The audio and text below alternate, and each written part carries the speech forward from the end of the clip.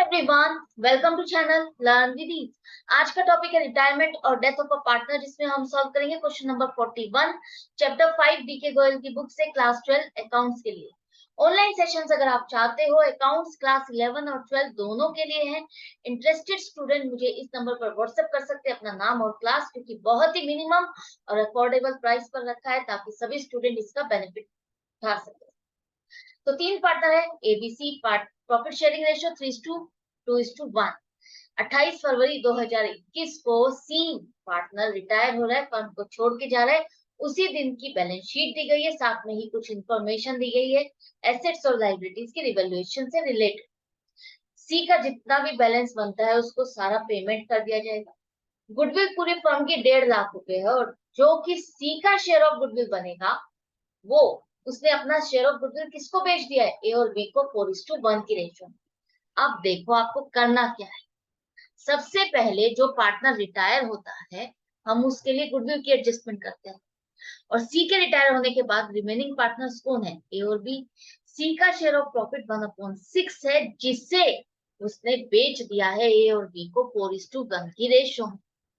इसका मतलब है जो ए और बी ने सी का शेयर ऑफ प्रॉफिट है किस हिसाब से बांटा आपस में, 4:1 की रेशियो में। तो मैं हमेशा आपको बताती हूँ, जब आपके पास क्वेश्चन में ये दिया हो कि किस हिसाब से पार्टनर्स ने आपस में रिटायरिंग पार्टनर का शेयर ऑफ प्रॉफिट बांटा है, वही आपका गेनिंग रेशियो।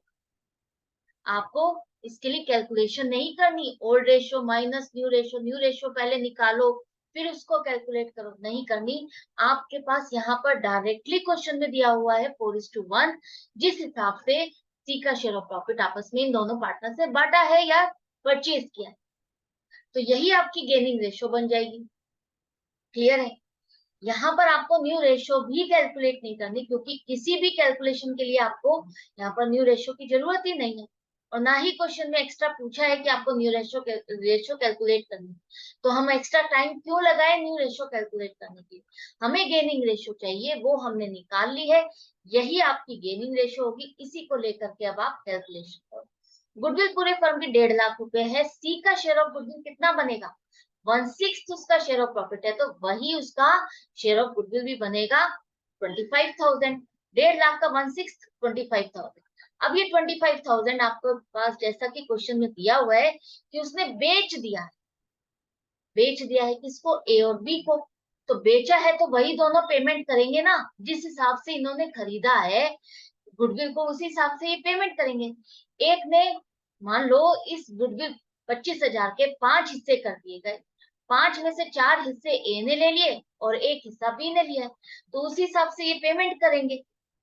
अगर खरीदने का मतलब है कि आज वो जो भी गुडविल है सी की उसको खरीद रहे हैं, ताकि आगे चल करके जब भी बिजनेस वाइंड अप होगा वो शेयर सी का इन्हें मिले। तो वही जो मैं हर क्वेश्चन में आपको बताती हूँ एडजस्टमेंट करते हुए, कि आप ये मान के चलो कि रिटायरिंग पार्टनर ने अपना शेयर ऑफ गुडविल बेचा है और इन दो रिमेनिंग पार्टनर्स ने इसका शेयर ऑफ गुडविल खरीदा है। तो वही चीज यहाँ क्वेश्चन में मेंशन कर दिया है, सेम चीजें, कुछ भी डिफरेंस नहीं है। इस 25,000 को आप इस गेनिंग रेशियो में डिस्ट्रीब्यूट करो तो दोनों का हिस्सा कितना कितना आ गया, ए का 20,000 और बी का 5,000।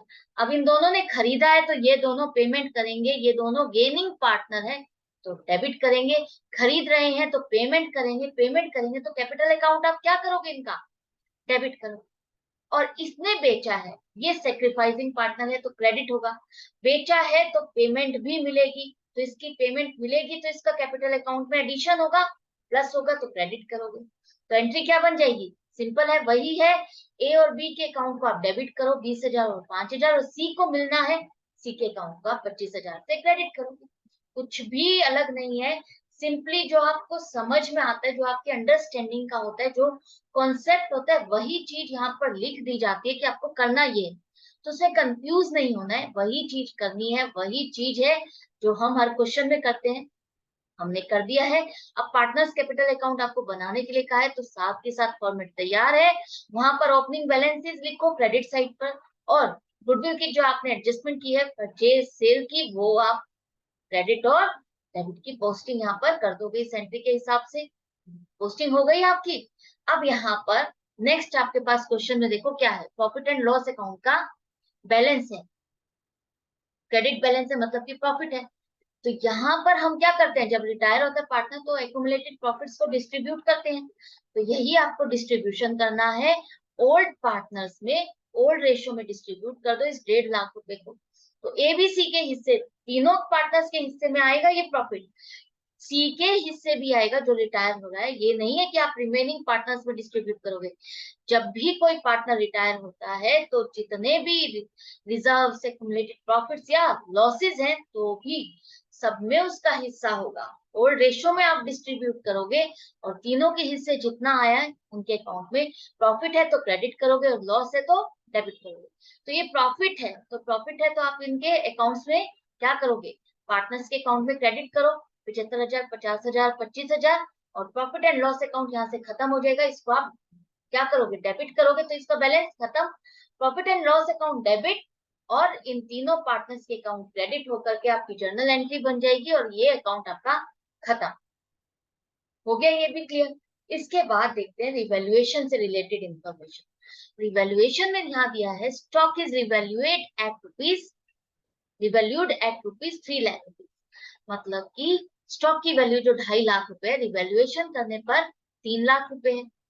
तो 50,000 रुपए से आपकी स्टॉक की वैल्यू बढ़ गई। एसेट की वैल्यू बढ़ना फायदा है जिसे आप रिवैल्यूएशन में क्रेडिट साइड पर लिखो, बाय स्टॉक अकाउंट 50,000।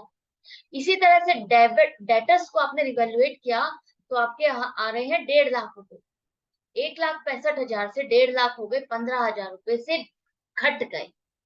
तो घट गए, एसेट घट गई तो आपके लिए नुकसान है जिसे आप रिवैल्यूएशन में कहाँ लिखोगे, डेबिट साइड पर। लेकिन इससे पहले स्टॉक की साथ के साथ एंट्री कर दो यहाँ पर 3 लाख रुपए, बैलेंस शीट में भूलना नहीं है, फॉर्मेट तैयार रखे तो साथ के साथ पोस्टिंग करो। तो डेटर्स की आपकी यहाँ पर पोस्टिंग आ गई, देखो 15,000 रुपए का नुकसान हुआ। अब आप यहाँ पर सोचोगे यहाँ हमने प्रोविजन क्यों नहीं लिखा, क्योंकि यहाँ पर क्वेश्चन में प्रोविजन कहा ही नहीं है बनाने को। डायरेक्टली उसको पता चल रहा है कि उसके 15,000 रुपए डूब गए हैं, उसको 15,000 रुपए नहीं मिलेंगे। तो उसने डायरेक्टली लिख दिया है कि उसके डेटर सब 1.5 लाख रुपए के ही रह गए हैं। 15,000 रुपए की या तो उसको पेमेंट मिल गई होगी या उसके डूब गए हैं, तो 15,000 रुपए की वैल्यू रह गई है। तो आप उसको यही लेके चलोगे, डेटर्स आपके एसेट की वैल्यू कम हो गई है, मतलब डूब गए हैं 15,000 रुपए, और आप यहाँ पर इवेल्युएशन में लिखोगे डेबिट साइड पर। साथ के साथ बैलेंस शीट में लिखो डेटर्स 1.5 लाख रुपए। इसके बाद नेक्स्ट है आपका outstanding expenses be brought down to rupees 3,000। इसका क्या मतलब है, इसका मतलब है जो आउटस्टैंडिंग एक्सपेंसेस आपके 10,000 रुपए आपने बैलेंस शीट में शो किए हुए हैं वो कम होकर के 3,000 रुपए रह गए हैं, कम होकर के 3,000 रुपए रह गए हैं। तो लाइबिलिटी जो 10,000 की थी वो 3,000 रुपए रह गई। तो डिक्रीज इन लाइबिलिटी फायदा है या नुकसान है, फायदा है जिसे आप रिवैल्यूएशन में क्रेडिट साइड पर लिखो यहाँ पर 7,000 रुपए। अब आपकी बैलेंस शीट में ये आउटस्टैंडिंग एक्सपेंसेस कितने दिखाई जाएंगे, लाइबिलिटीज में 3,000 रुपए, क्योंकि 10,000 की जगह वो 3,000 रुपए रह गए। ये भी क्लियर हो गया। अब नेक्स्ट है आपका इन्वेस्टमेंट्स को आपने 10% के लॉस पर बेच दिया। इन्वेस्टमेंट है कितनी, 3 लाख की, 10% का लॉस हो रहा है, मतलब कि 30,000 रुपए के लॉस पर बेच रहे हो, 30,000 रुपए के लॉस पर बेच रहे हो, 30,000 रुपए की कम अमाउंट पर बेच रहे हो। 3 लाख रुपए की जगह आपको कितने पे बेच दिया आपने इसको, 2,70,000 रुपए। तो अब आपके पास जो लॉस आ रहे हैं, loss on sale of investment, वो कहाँ जाएगा, नुकसान है। तो रिवैल्यूएशन में आप डेबिट साइड पर लिखोगे 30,000 रुपए। और ये आपने एसेट बेच दी है, एसेट बेच दिए तो आपको पैसा मिला है, बैंक अकाउंट को आप डेबिट करो 2,70,000 से, इन्वेस्टमेंट पूरी की पूरी बैलेंस शीट से हट जाएगी, खत्म हो गई, आपने इसको सेल कर दिया। आई होप आपको अच्छे से समझ में आ गया। इन्वेस्टमेंट अब आप बैलेंस शीट में नहीं शो। अब सारी एडजस्टमेंट के बाद यहाँ पर देखो रिवैल्यूएशन में आपका प्रॉफिट आ रहा है या लॉस आ रहा है, प्रॉफिट आ रहा है, कितने का, क्रेडिट साइड का टोटल ज्यादा है तो प्रॉफिट आएगा 12,000 का, जिसे आप ओल्ड रेशियो में पार्टनर्स में डिस्ट्रीब्यूट कर दो।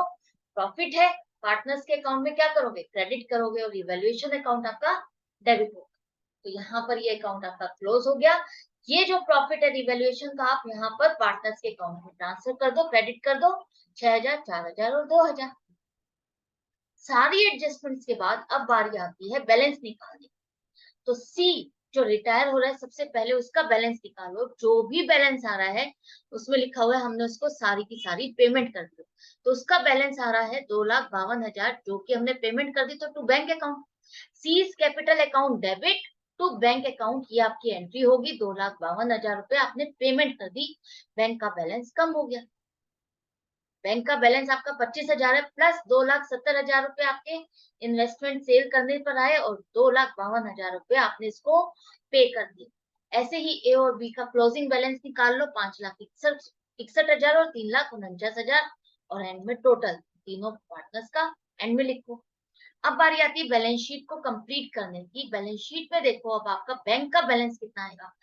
25,000 प्लस 2,70,000 जो इन्वेस्टमेंट आपने सेल की, माइनस 2,52,000, तो 43,000 रुपए का बैलेंस आ गया। डेटर्स आप लिख चुके हो, स्टॉक आप लिख चुके हो, इन्वेस्टमेंट्स आपकी खत्म हो गई, फिक्स्ड एसेट्स लिखो 5,40,000। इसी तरह से लाइबिलिटी साइड पर sundry creditors 1,20,000। Profit and loss account का बैलेंस आपका खत्म हो गया, आपने डिस्ट्रीब्यूट कर दिया, पार्टनर्स के अकाउंट में ट्रांसफर कर दिया। अब कैपिटल अकाउंट्स में आपके कौन कौन से बैलेंस रह गए, ए और बी के। लोन कुछ भी नहीं है, आपने सी को तो पूरा पेमेंट ही कर दी है, उसका कुछ बैलेंस ही नहीं रहा। तो ए और बी का बैलेंस ही लिखोगे आप, सिर्फ दोनों का टोटल आ रहा है 9,10,000। और अब चेक करो लाइबिलिटी और एसेट साइड का टोटल मैच कर गया तो आपका क्वेश्चन कंप्लीट है और करेक्ट है बिना मिस्टेक। आई होप आपको अच्छे से समझ में आ गया होगा, कोई डिफिकल्टी या डाउट नहीं रहा होगा, अच्छे से एक एक पॉइंट क्लियर हो गया होगा। नहीं हुआ है, कहीं डाउट या कंफ्यूजन रह गई है तो कमेंट सेक्शन है जहां पर लिख करके पूछ सकते हो। बेनिफिट मिल रहा है, समझ में आ गया है तो लाइक का बटन प्रेस करो, सब्सक्राइब करो चैनल को, शेयर करो अपने फ्रेंड्स के साथ। Goodbye and take care.